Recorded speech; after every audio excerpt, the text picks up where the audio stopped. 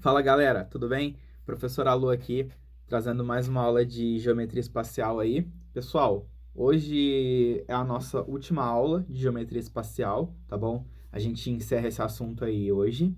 E semana que vem a gente vai começar já a geometria analítica, tá bom? Que é... A gente vai misturar aí geometria com função. É uma matéria bem legal, bem interessante. Se você manja de função, você vai tirar de letra, geometria analítica, tá? Senão, a gente tem que dar uma estudadinha aí, né? Enfim, mas aí semana que vem a gente fala sobre isso. Galera, eu tô começando esse vídeo para falar para vocês um pouco sobre a aula de hoje, né? Na aula de hoje, a gente vai estudar superfícies e sólidos de revolução, tá? E isso não cai em todas as provas, tá? Por isso que eu tô começando esse vídeo aqui diferente hoje, porque eu vou dar uma passadinha com vocês em alguns editais, tá? Para mostrar para vocês aonde que isso aqui vai cair, tá?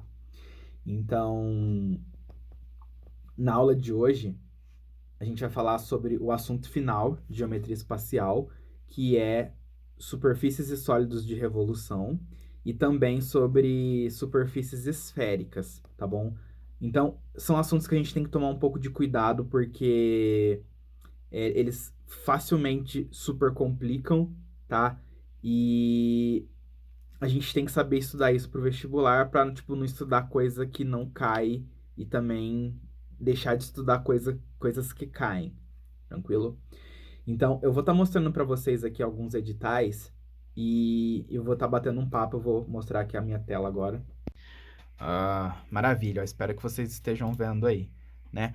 A gente tem aqui o capítulo 15 do IESE, né, que é Superfícies e Sólidos de Revolução. Então, basicamente, é isso aqui que a gente vai estar falando hoje, né? Então, deixa eu mostrar para vocês aqui. Vamos começar aqui pela AFA. Página 46, só deixa eu confirmar se esse é o da AFA. Isso, ó. Esse aqui é o edital da AFA, tá? Desse ano. Vamos aqui para a página 46, que é onde está a parte de geometria espacial. Galera, ó. Poliedros, né? Convexos e não convexos. Poliedros de Platão. Prismas. Elementos. Classificação, né? Pirâmide. Tronco de pirâmide. Cilindro. Cone. Tronco de cone. Esfera. Inscrição e circunscrição de sólidos, né? Então, isso aqui é o que diz o edital da AFA. Como vocês podem ver aqui, inscrição e circunscrição de sólidos foi o assunto que a gente estudou na aula passada, que a gente pegou vários sólidos e colocou um dentro do outro, lembra? Esfera dentro do quadrado, dentro do cubo, cilindro dentro do cone, a gente colocou vários sólidos dentro de vários sólidos, né? E viu como trabalhar com esse tipo de exercício. Isso daqui é a última coisa que tem no edital da AFA, tá? Então, como vocês podem ver aqui, em geometria espacial, ele não fala nada sobre sólidos de revolução, que seria o assunto da aula de hoje, né? Então, porque, tipo assim, depois do capítulo de inscrição e circunscrição de sólidos, deveria ter aqui, né, sólidos de revolução, mas aparentemente no edital da AFA não tem. Aí você fala assim, bom, então isso não cai na AFA. Cai, tá? Deixa eu mostrar aqui pra vocês. Na prova de 2019, ó, vocês estão recebendo hoje, junto com essa aula, a lista de prova, tá bom? Eu dei uma varrida aí nas provas, peguei as questões de geometria espacial aí dos últimos anos, e eu coloquei nessa lista para vocês verem como é que isso aqui tá caindo ultimamente, tá bom? Então, na prova de 2019 da AFA, caiu esse troço aqui, né? Era uma questão aí de volume, aparentemente, tá? Mas se você pegar a prova de 2018, olha o que fala aqui, ó. Considere o sólido geométrico obtido pela rotação de 360 graus do triângulo ABC em torno da reta. Isso aqui é uma questão de sólidos de revolução. Então, isso daqui é da prova de 2018, tá? No edital de 2018 também não tinha. 2017. Em 2017, na AFA, ó, caiu. Pirâmide hexagonal regular inscrita num cone equilátero. Então, isso daqui é inscrição e circunscrição de sólido que a gente estudou aula passada, tá? Foi assunto da AFA 2017. Vamos para a AFA 2016, então. A AFA 2016 deu uma região para a gente, pediu o volume do sólido gerado se E efetuar uma rotação de 270 graus em torno do eixo AX. Então, esse assunto de sólidos de revolução foi assunto da prova da AFA de 2016 e 2018, tá? 2017 caiu inscrição e circunscrição, e 2019 eu não cheguei a fazer essa questão aqui, mas pelo que eu li aqui do enunciado, é uma questão de volume aí de prisma e pirâmide, pelo que eu tô vendo aqui, tá? Esse palma diagonal ali, ó, tá vendo? Então, pode ver que esses assuntos, então, são recorrentes na prova da AFA, embora não esteja no edital aqui falando sobre inscrição e circunscrição, sobre sólidos de revolução, tá? Então, na AFA cai. Vamos pro próximo aqui, SpaceX. Na SpaceX, por sua vez, você pega aqui o edital de geometria espacial métrica, né? Métrica é a geometria espacial que a gente mede, né? Área e volume. E a de posição é a parte mais teórica da geometria espacial, ó. Tá? Então, olha aqui no da SpaceX, tá? Esse aqui é o edital SpaceX 2020. Então, ó, inscrição e circunscrição de sólidos, tem, e sólidos de revolução. Então, na SpaceX, eles explicitam, né, que isso cai. Então, vamos pegar aqui uma prova da SpaceX. Peguei aqui, prova de 2018. Na figura abaixo, o sólido gerado pela rotação, ó, gente, sólido gerado pela rotação, tá vendo? Isso aqui que é sólidos de revolução. Então, tá aqui uma questão da SpaceX 2018, em que isso daqui foi assunto de prova, beleza? Em relação a EEAR, né, que é o vestibular aqui do CFS, do curso de formação de sargentos, não tem no edital deles, tá? Deixa eu ver se eu tô com o edital deles aqui, ó. Geometria espacial, ó, não tem. Não fala nada sobre inscrição e circunscrição de sólidos. Também não fala nada sobre sólidos de revolução. E pelo que eu dei de olhada na prova deles, realmente não tem, tá? Então, eu ainda vou terminar de ver mais provas aqui, mas eu não achei nenhuma de sólidos de revolução, não, tá? Mas se eu achar, vai estar na lista que vocês estão recebendo aí de questões de prova. Beleza? Deixa eu ver. Editais. Em relação ao do ITA, né? Para quem quer prestar ITA aí também. Se você pega aqui geometria espacial, ele não fala sobre sólidos de revolução, mas eu sei que tem questões disso. Então, tipo, o ITA dá igual a AFA, né? Tipo, eles não explicitam no edital, mas acaba aparecendo. Então, mas é claro que se tu for prestar ITA, tipo, você tem que estar com o IESE mastigado na cabeça, né? Então, tem que saber, de matemática pelo menos, você tem que saber todo o IESE pro ITA, tá? E outra coisa, pessoal, eu tava olhando aqui um edital da AFA, que agora eu não, acho que eu não baixei ele, mas eu tava olhando um edital da AFA do passado, que eles traziam bibliografia, né? Então, tipo assim, que livros você tem que estudar para nossa prova? Eles colocaram toda a coleção do IESE, tá? Que é a coleção que eu uso, que eu tô usando para dar aula para vocês. Por exemplo, em geometria espacial a gente tá no volume 10, tá bom? Então, tipo assim, esses livros que eu tô usando com vocês, era a própria AFA que recomendava, tá bom? Por isso que eu gosto deles, porque eles são, tipo, muito bons e foram recomendações da AFA também, tá? Só que agora a AFA, ela tirou, né, a bibliografia, ela não cita mais nenhum livro que você tem que estudar, porque, sei lá por que motivo, deve ter algum motivo aí que eu não sei dizer, mas deve existir, tá bom? Então, deu pra entender, galera? Isso aqui, então, que eu vou passar hoje é matéria da AFA SpaceX, tá bom? EAR, isso aqui não vai aparecer, no ITA isso aqui aparece também, beleza?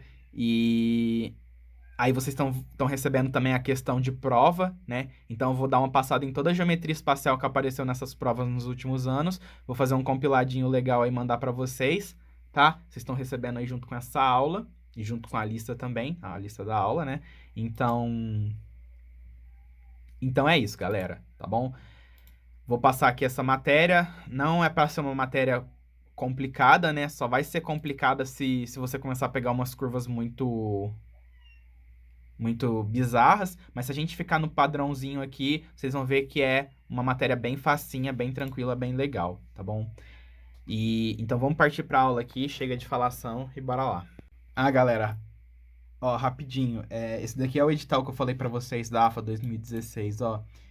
É claro que esse daqui é um edital desatualizado, tá bom? A gente tem que olhar o edital desse ano, mas ó, o que eu queria mostrar para vocês, ó, a bibliografia que a própria AFA recomenda. Gelson Iese, né, ó. Volume 1, volume 2, volume 3, volume 4, volume 5, 6, 7, 8. Não, 8 não. Quer dizer, volume 9, volume 10. 8 é de quê mesmo?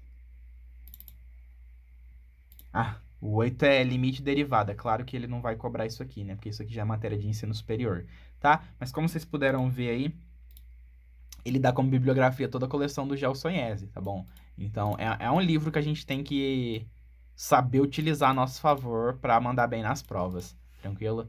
Enfim, era só isso que eu queria mostrar para vocês. Bora pra aula aí. Bom, pessoal, vamos começar a nossa aula hoje aqui, então. A primeira parte aí, a gente vai falar sobre o que são essas superfícies e sólidos de revolução, né? Então, que eu fiz tanto mistério aí, mas não tem segredo nenhum. Vamos aqui pro capítulo 15. Superfícies e sólidos de revolução. Bom, pessoal, então como é que vai funcionar?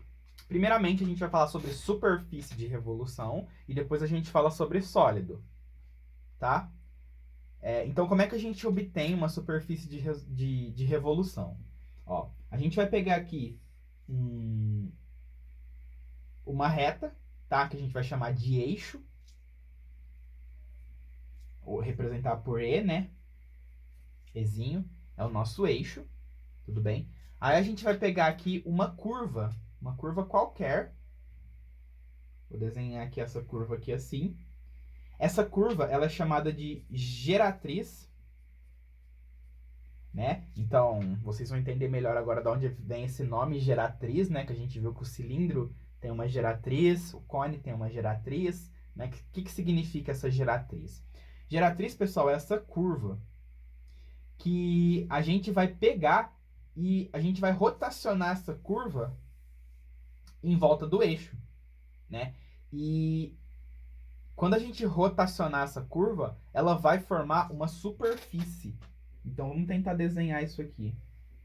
Ó.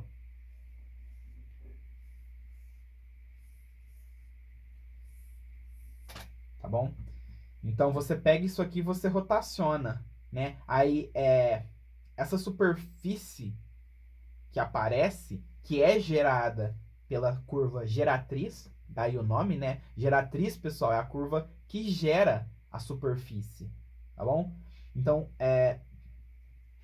se a gente rotaciona essa curva em volta do eixo, você tem aí a sua superfície, né? Chamada superfície de revolução. E tipo assim, a não ser que o exercício avise, né? A gente está falando aí de uma rotação de 360 graus, tá bom? Por exemplo, o exercício da AFA que vocês vão encontrar aí na lista, ele fala sobre uma rotação, né? O exercício, no caso da AFA 2016, fala sobre uma rotação de 270 graus, né? Então, uma rotação de 270 graus não ia dar essa voltinha completa, né? Ele ia rotacionar só 270 graus e ia parar aqui, tá bom? Então, você ia ter um sólido que gira assim, ó. Pera aí que tá difícil. Deixa eu pegar uma folhinha aqui. Ele ia girar 270 graus, né? Você ia pegar a sua curva e ela ia girar 270 graus. Tá bom? Mas enfim. Vamos ao que interessa aqui, né? Então, vamos ver uns exemplos, né? Exemplos. Aí eu vou dar a curva, pessoal. Eu quero que vocês imaginem qual é o sólido, a superfície, né? Ó, vamos pegar esse eixo e vamos rotacionar esse segmento AB, que é paralelo ao eixo, tá bom? Então, que superfície que vocês acham que vai aparecer se a gente rotacionar esse segmento aqui em volta do eixo? Dá uma pensada aí. Isso mesmo, um cilindro, né? Então, se a gente rotaciona esse segmento, ó,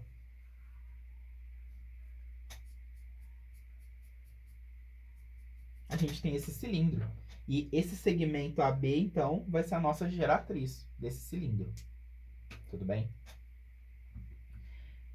E se a gente rotacionar em volta do eixo, agora, ao invés da gente rotacionar um segmento, a gente rotaciona essa curva aqui, ó. Que figura que vocês acham que vai aparecer? Ó, vai aparecer um cilindro também, né? Qual que é a diferença desses dois cilindros? A diferença é que esse cilindro aqui está aberto, pessoal. Tá? Como a gente rotacionou só esse segmento, ele ficou sem as tampinhas. Agora aqui, como a gente rotacionou isso aqui, ó, essa parte de cima ficou fechada e essa parte de baixo ficou fechada também, enquanto que aqui ela estava aberta. Tudo bem? Então isso aqui gera a superfície lateral de um cilindro, enquanto que isso aqui gera um cilindro, tá? Aí vocês podem ser criativos aqui, né? Vocês podem, por exemplo, colocar um segmento oblíquo, né, ao eixo e não paralelo. O que isso aqui vai gerar? Isso aqui vai gerar um cone, né? Vocês podem também colocar um segmento oblíquo que não está grudado no eixo. Ó, por exemplo, assim. O que vai gerar se você rotacionar isso aqui? Ó. Vai gerar essa área lateral de um tronco de cone. Beleza? Entenderam a ideia? Então, a gente vai estar pegando aqui curvas quaisquer e rotacionando em volta de um eixo e estudando os sólidos, né, e as superfícies que a gente consegue gerar através dessa rotação. Tranquilo? Então, primeiro, pessoal, a gente está falando sobre superfície. Isso daqui, ó, são todas superfícies ocas, tá bom? Você bate nelas, faz barulho, pô, porque elas são vazias por dentro, tá? Daqui a pouquinho a gente vai falar sobre os sólidos. Os sólidos, eles são preenchidos por dentro, tá bom? E como é que você obtém um sólido de revolução? Ao invés de você rotacionar uma curva, você vai rotacionar uma área. Se você rotaciona uma área, uma superfície, você obtém um sólido. Se você rotaciona uma curva, você obtém uma superfície. Tudo bem? Mas antes da gente falar sobre sólidos de revolução, eu queria só falar para vocês aqui como é que faz para a gente calcular a área dessas superfícies. Tá bom? Então vamos aqui para a área. Existem duas maneiras de se calcular área, pessoal. Ou a gente pode ir aí pelo caminho tradicional, né? Vamos colocar aqui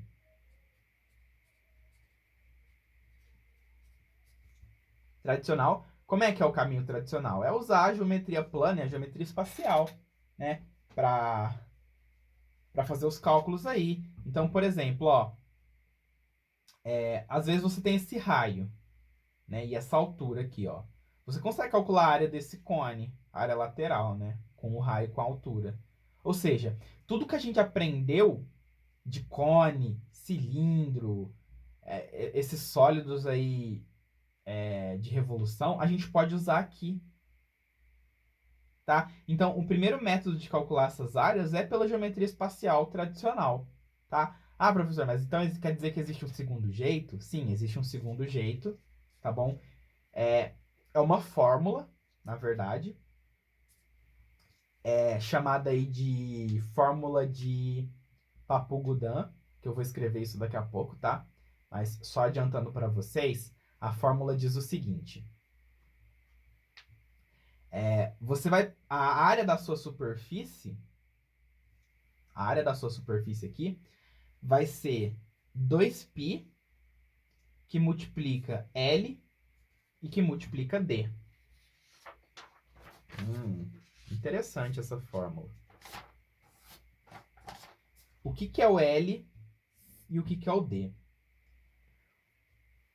Bom, se você pega uma curva aqui, pessoal, ó, L vai ser o comprimento dela, né? Então, L vai ser o comprimento da geratriz. Massa. E o que vai ser D? D. A primeira coisa que a gente pensa é, bom, D deve ser a distância da curva até o eixo, né? Não faz sentido isso? Porque dependendo do quão longe a nossa curva está do eixo, vai mudar aí a geometria da superfície de revolução, não é? Se você coloca ela mais pertinho, você vai ter uma superfície mais fechadinha. Se você afasta isso aqui do eixo, ela vai rotacionar assim com um raio grande, né? Então, vai dar uma superfície maior, né? Então, esse D aqui, ele é uma medida da distância da curva até o eixo. Só que olha essa curva aqui. A gente mede daqui até aqui, a gente mede daqui até aqui, ou a gente mede daqui até aqui, a gente mede de onde até onde? Porque tem que ter um padrão, não tem? Sim. Esse D, pessoal, ele é a distância do centro de gravidade. Centro de gravidade ao eixo. Então, a gente vai ter que achar o CG da curva. E o D vai ser a distância do CG da curva até o eixo. Nossa, quer dizer então que a gente precisa aprender a achar CG. Ó, pessoal, não, tá bom? Tipo assim, geralmente, as curvas aí que a gente vai por esse caminho aqui, do Papo Gudin, a gente vai utilizar isso aqui nas curvas que você consegue achar o CG de maneira fácil. Por exemplo, um triângulo. O que é o centro de gravidade de um triângulo? É o baricentro, né? Então, tipo assim, o baricentro a gente consegue localizar ele geometricamente de forma fácil, né? Então, se você consegue achar o CG facilmente da sua curva ou da sua superfície, se é fácil achar o CG, você vai por esse caminho. Agora, se não é uma coisa trivial de se achar, por exemplo, você vai rotacionar um trapézio. Como é que acha o CG de um trapézio? Daí, a melhor opção seria ir pelo método tradicional, tá? Aí você tenta usar aí o que a gente aprendeu em geometria espacial sobre cone, sobre cilindro, para tentar resolver o exercício. Tudo bem? Daqui a pouquinho, eu vou mostrar como é que se usa essa fórmula, tá bom? Mas, basicamente, você vai pegar o comprimento da curva, a distância do CG até o eixo, e esse 2π aqui, pessoal, apesar de estar 2π aqui, esse 2π, ele na verdade é o ângulo de rotação. Então, se você rotacionar a sua curva 360 graus, na fórmula aqui do Papi-Gudin, você vai usar 2π. Tá bom? Agora, por exemplo, se você rotaciona a sua curva só 180 graus, né? E, por exemplo, você pega essa curva aqui e você rotaciona ela 180 graus, né? Você vai ter isso aqui, né? Você não rotacionou tudo que você poderia, ó, os 360. Você rotacionou só metade. Então, a área, ela seria πLD e não 2πLD, tá bom? Então, esse 2π, apesar da gente representar 2π, entendam que esse 2π está associado ao ângulo de revolução, tá? Ou vocês podem também, né? Por exemplo, se você tem uma superfície que tem 180 graus, vocês podem usar o 2π para calcular quanto ela teria rotacionando 360 e dividir por 2. Ou seja, fazer uma regra de 3. Beleza? Mas daqui a pouquinho a gente entra em detalhes de como usar essa fórmula, tá? Mas vamos só entender que o princípio do que está acontecendo, né? A gente está rotacionando curvas em volta de um eixo e estão aparecendo superfícies. Agora vamos falar sobre sólidos, né? Sólidos de revolução. Sólido de revolução, pessoal, agora a gente vai pegar aqui um eixo e ao invés da gente rotacionar uma curva, a gente vai rotacionar, como eu disse, uma superfície, né? Então você vai pegar aqui uma área, e você vai rotacionar essa área em volta do seu eixo. Aí vai formar umas figuras aqui muito loucas, né? Ó. Deixa eu ver se eu consigo desenhar esse troço aqui rotacionado, ó.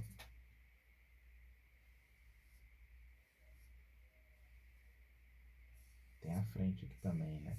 O desenho vai ficar uma bosta, pessoal, mas... Quer ver? Deixa eu mostrar pra vocês, ó.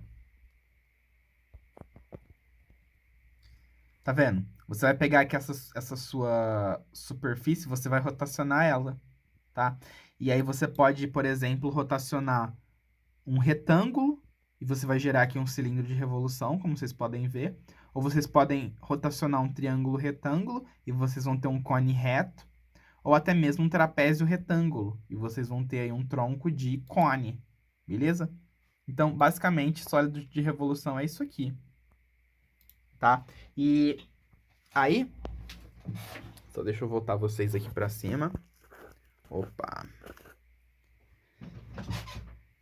Aí, galera, da mesma forma como a gente pode calcular a área através desse troço aqui que chama Papi-Gauguin, né? A gente também pode calcular o volume dos sólidos de revolução. Então, como é que a gente calcula volumes, né? Se você pega um retângulo e rotaciona em volta de um eixo e forma um cilindro, como é que a gente calcula o volume desse cilindro? Você pode calcular pela maneira tradicional, utilizando aí seus conhecimentos de geometria plana e agora de geometria espacial, dado que a gente já teve aí praticamente todo o curso. E a segunda maneira de se calcular o volume, né? Vamos colocar aqui volume. É utilizando aí o tal do Papi-Gauguin, tá bom? Você vai ter aqui que o seu volume, ele é 2π vezes S vezes D. E S, pessoal, não vai ser mais o comprimento da curva, mas sim a área da superfície. E D é a distância do centro de gravidade da sua superfície até o eixo. Massa? Massa. E essas fórmulas, então, né? Essas duas que eu coloquei aqui são as fórmulas de... Ó, como é que se escreve? Que louco. Papus-Gauguin. Ou Papi-Gauguin, Papu-Gauguin, etc, etc. Matemático grego. Tranquilo? Olha, tô lendo aqui no livro que, na verdade, são dois caras, né? O Papi é um matemático grego, nascido aí no ano 300. E o Gauguin foi um padre matemático suíço do ano 1000.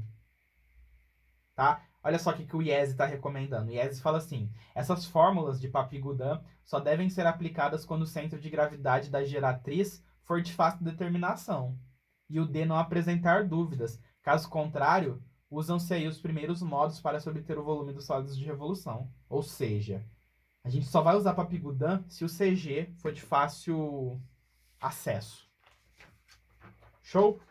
Vamos para uns exemplos aqui, pessoal? Vamos para uns exemplos que isso aqui vai ficar bem, bem legalzinho. Ó, a gente vai começar aqui calculando a área lateral de um cilindro de revolução, tá bom? Então, a gente vai pegar aqui essa curva. Essa curva vai ter tamanho H, ou seja, o comprimento da curva é H. Nosso eixo está aqui. E a gente vai rotacionar essa curva em volta do eixo, formando esse cilindro, tá? E o que eu quero aqui é a área desse cilindro. Então, como é que a gente usaria aqui o Papi-Gauguin? Você rotacionou o cilindro de 360 graus. Então, a área aqui vai ser 2π vezes o comprimento da curva, que é H, vezes a distância, então, do CG Só que como isso aqui é um segmento, o CG dele, né, o centro de gravidade, está exatamente na metade. Então você vê aqui a distância desse ponto até o eixo, que é o raio, né?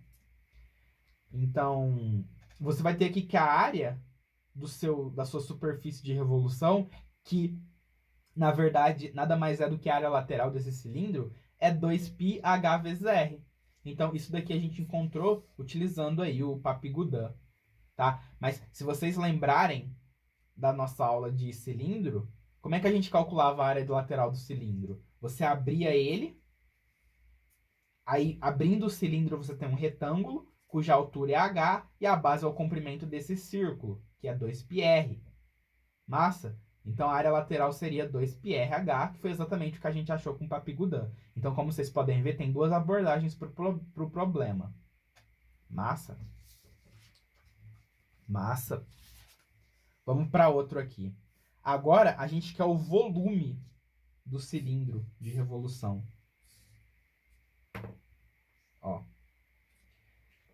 Então, o que a gente vai rotacionar em volta do eixo para formar um cilindro? A gente vai rotacionar esse retângulo, tá bom? Então, eu queria pedir para vocês tentarem achar o volume por Papigudin, tá bom? Desse cilindro que a gente vai ter, sabendo que aqui vale H, isso aqui vale R. Tá? Então, tenta achar o volume do cilindro aí. Bom, pessoal, o volume vai ser 2π, que multiplica a área desse retângulo, vezes a distância do CG desse retângulo até o eixo, né? Então, quanto que vale a área desse retângulo? H vezes R. E onde que está o CG do retângulo? O CG do retângulo, pessoal, vai estar aqui no centro, tá? Justamente no meinho dele, né? Então, a distância desse ponto até as laterais é R sobre 2, né?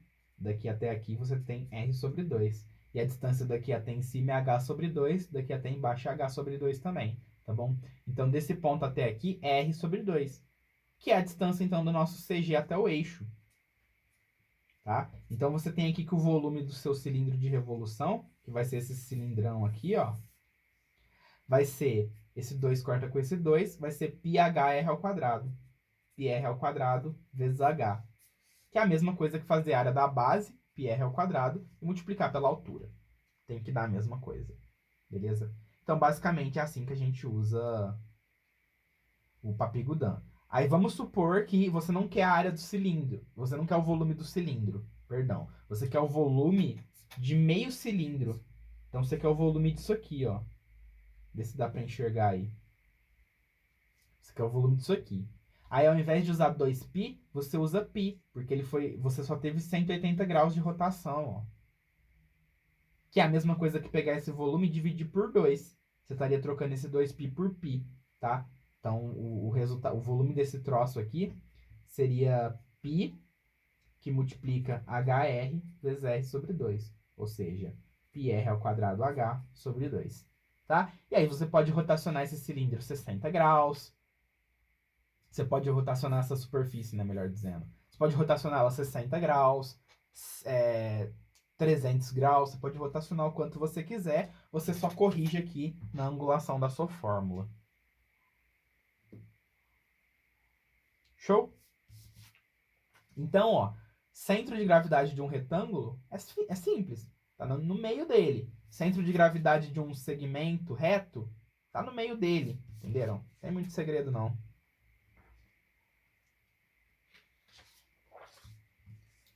Massa, galera.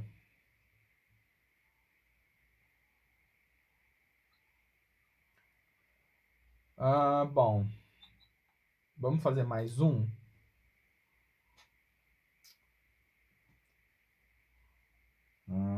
Deixa eu ver um legal aqui.